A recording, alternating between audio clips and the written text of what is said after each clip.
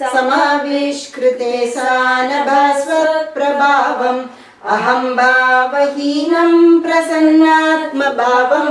नमामीश्वरं सद्गुरुं साईनाथं सदा विश्यमादामवेदं सदा सज्जनैः संस्तुतं सन्नमद्भिः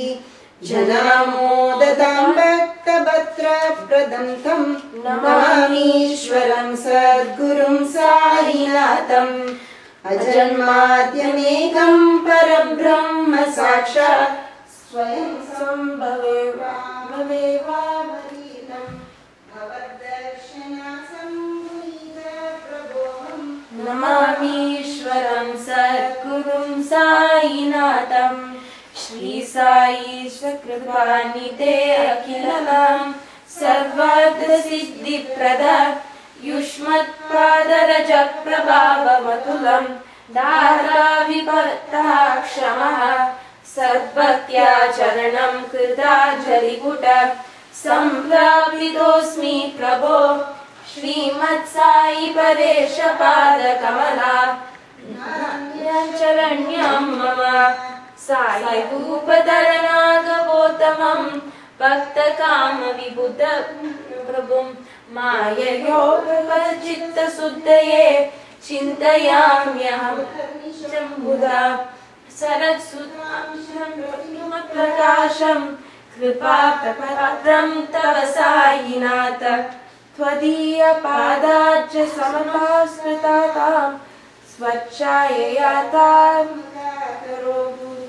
उपासनादेव साईनाथ स्तवे मयोपासन्यास्मतम् प्रभतिर्मनो मे तव पादयुग्मे भृङ्गो यदाब्जे मकरन्दलब्ध अनेकजन्मार्जितपादसुखयो भवेदभावात् दर्शनात् क्षमे साई सद्गुरोदयानिधे श्री साईनाथ चरणामृतपूत चित्ता सत्पाद सेवता सत्तं च भक्त्यात् कैवल्यधाम परमां समपाप्नुवन्ति